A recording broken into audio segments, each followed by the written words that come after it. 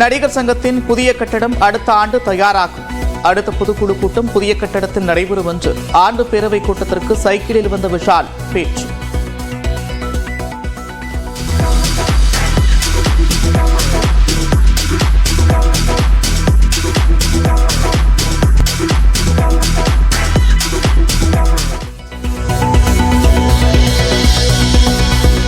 பாலியல் தொந்தரவு இருந்தால் நடிகைகள் தைரியமாக நடிகர் சங்க விசாக கமிட்டியில் தெரிவிக்கலாம்.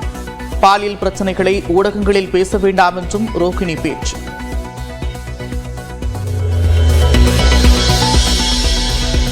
தமிழக வெற்றிக் கழகம் தேர்தல் ஆணையத்தில் பதிவு செய்யப்பட்டிருப்பதாக விஜய் அறிவிப்பு. திசைகளை வெல்லப்போவதற்கான முன்னறிவிப்பு என்றும் மகிழ்ச்சி.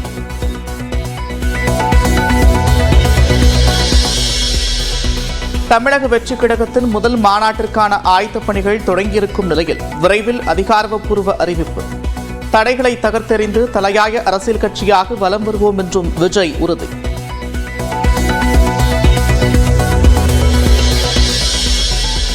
விஜயின் கட்சி பதிவு செய்யப்பட்டதை அடுத்து தொண்டர்கள் உற்சாக கொண்டாட்டம். பட்டாசு வெடித்தும் இனிப்பு வழங்கியும் உற்சாகம்.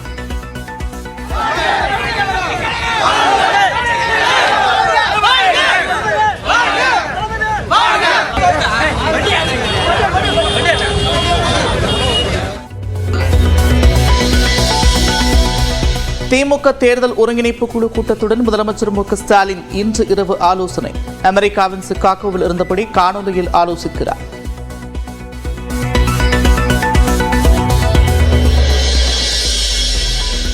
அதிமுக பாஜக கூட்டணி குறித்து பலமுறை தெளிவுபடுத்திவிட்டேன். அரைத்த மாவையே மீண்டும் மீண்டும் அரைக்க வேண்டாம் என்று பொதுச் செயலாளர் எடப்பாடி பழனிசாமி பேட்டி.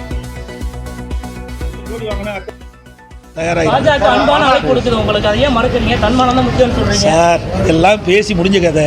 மீண்டும் மீண்டும் அதையும் திருப்பி அரைச்சமாவே அரைக்க வேண்டிய அவசியம்.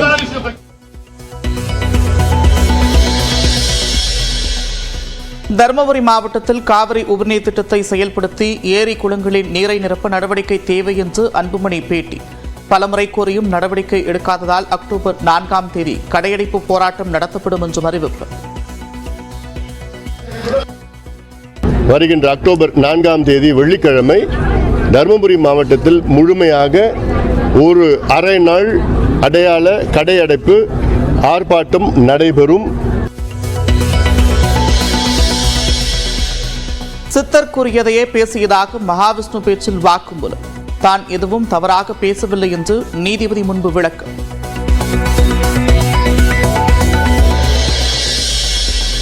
ஆந்திர மாநிலம் ஸ்ரீகாகுளத்தில் வெள்ளத்தில் அடித்து செல்லப்பட்ட வேன் விரைந்து சென்று ஓட்டுநரை பத்திரமாக மீட்ட பொதுமக்கள்.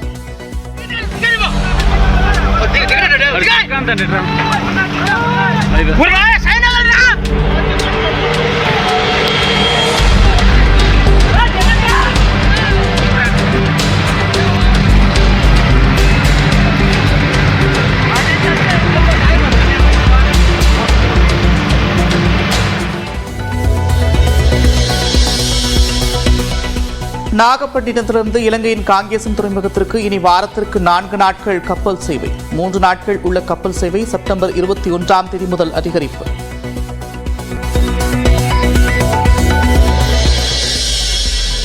தஞ்சை அருகே கொள்ளிடம் ஆற்றில் மூழ்கி 3 பேர் உயிரிழப்பு. 2 பேரை தேடும் பணி தீவிரம். சென்னையைச் சேர்ந்தவர்கள் பூண்டி மாதா கோவில் திருவிழாவிற்கு சென்றுவிட்டு ஆற்றில் குளித்தபோது நீரில் மூழ்கினர்.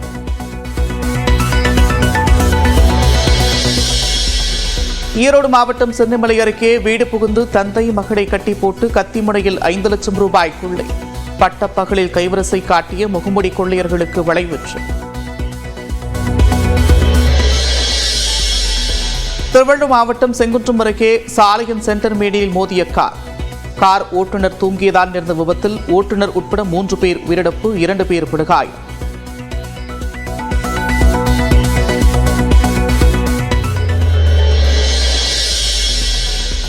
ராமநாதபுரம் மாவட்ட கடற்கரை பகுதிகளில் சுற்றுலா பயணிகளின் கப்பல் சேவையை இயக்க தமிழ்நாடு அரசு முடிவு. ராமேஸ்வரம், பாம்பன், தேவிப்பட்டினம் உள்ளிட்ட இடங்களை உள்ளடக்கி சுற்றுலா பயணிகள் கப்பல் சேவையை இயக்க திட்டம்.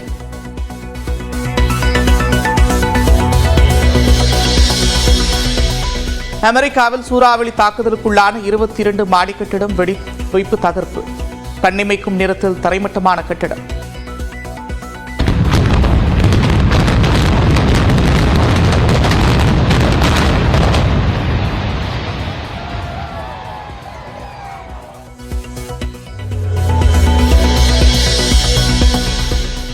பாரிஸ் பாராலிம்பிக்கில் இந்தியாவிற்கான போட்டிகள் நிறைவு. 7 தங்கம், 9 வெள்ளி, 13 வெண்கலம் என 29 பதக்கங்களை கைப்பற்றியது இந்தியா.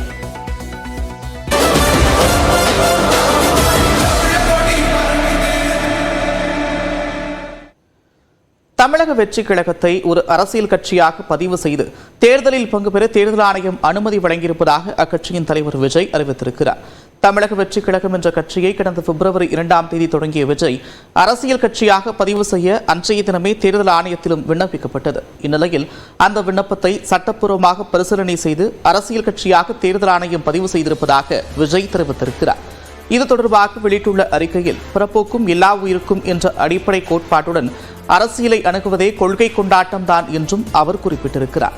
ஆனாலும் முழுமையான கொண்டாட்டத்திற்காக சட்டப்பூர்வ பதிவிற்காக காத்திருந்ததாகவும் தற்போது அதற்கு அனுமதி கிடைத்துவிட்டதாகவும் விஜய் தெரிவித்துள்ளார். திசைகளை வெல்லப்போவதற்கான முன்னறிவிப்பு தற்போது முதற்கதவு திறந்திருப்பதாகவும் தமிழக வெற்றிக் கழக கொள்கை பிரகடன முதல் மாநில மாநாட்டிற்கான ஆயத்தப் பணிகள் தொடங்கியிருப்பதாகவும் அவர் குறிப்பிட்டிருக்கிறார். மாநாடு குறித்த அதிகாரப்பூர்வ அறிவிப்பு வரும் வரை காத்திருக்கும் தொண்டர்களுக்கு அவர் அறிவுறுத்தியிருக்கிறார். தடைகளை தகர்த்தெறிந்து கொடியை உயர்த்தி கொள்கை தீபம் ஏந்தி தலையாய அரசியல் கட்சியாக தமிழ்நாட்டில் வலம் வருவோம் என்றும் விஜய் நம்பிக்கை தெரிவித்துள்ளார்.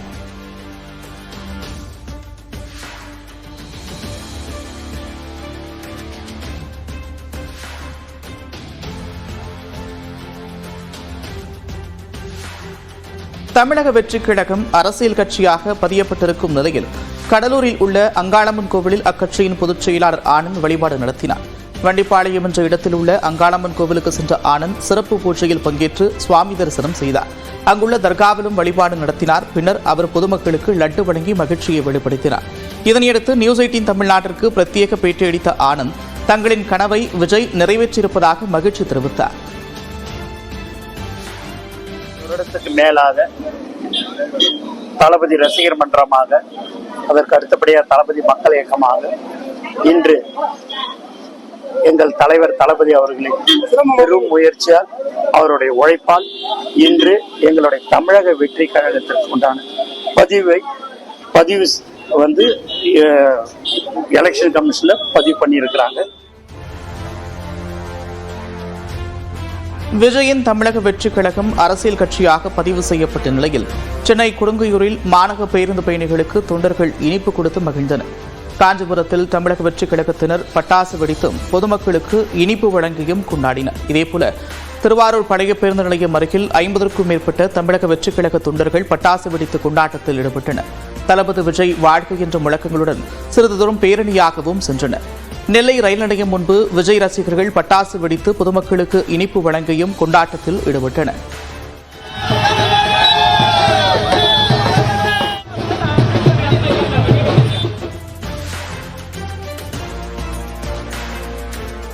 இதேபோல சென்னை கிழக்கு கடற்கரை சாலையில் நீலாங்கரையில் சென்னை புறநகர் மாவட்ட தமிழக வெற்றிக் கழக நிர்வாகிகள் சார்பில் பட்டாசு வெடித்து இனிப்பு வழங்கி கொண்டாடப்பட்டது. இதேபோல திருப்பூரின் பல்வேறு இடங்களிலும் பட்டாசு வெடித்து இனிப்பு வழங்கியும் தமிழக வெற்றிக் கழக தொண்டர்கள் கொண்டாடினர். மதுரை பெரியார் பேருந்து நிலையம் அருகே பயணிகளுக்கு லட்டு வழங்கிய தொண்டர்கள் மெகா கேக் வெட்டி மகிழ்ந்தனர்.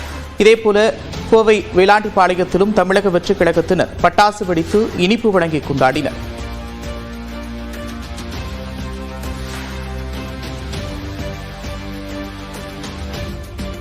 இதனிடையே விஜய் கட்சியின் முதல் மாநாட்டிற்கு 33 நிபந்தனைகளுடன் காவல்துறை அனுமதி அளித்திருக்கிறது. தமிழக வெற்றிக் கழக மாநாட்டால் தேசிய நெடுஞ்சாலையில் பாதிப்பு ஏற்படக்கூடாது என்றும் போக்குவரத்திற்கு நெரிசல் ஏற்பட்டால் முழு பொறுப்பையும் நிர்வாகிகளே ஏற்க வேண்டும் என்றும் நிபந்தனை விதிக்கப்பட்டுள்ளது. காவல்துறை அனுமதித்த இடத்தை தவிர வேறு இடங்களில் வாகனங்களை நிறுத்தக்கூடாது என்றும் காவல்துறை தரப்பில் தெரிவிக்கப்பட்டுள்ளது. அதேபோல இது தொடர்பான கடிதத்தை விழுப்புரம் காவல்துறை கண்காணிப்பாளரிடமிருந்து தமிழக வெற்றிக் கழக நிர்வாகிகள் பெற்றுக் கொண்டனர். முன்னதாக மாநாடு தொடர்பாக 23 கேள்விகளை தமிழக வெற்றிக் கழகத்திற்கு காவல்துறை எழுப்பியிருந்தது குறிப்பிடத்தக்கது.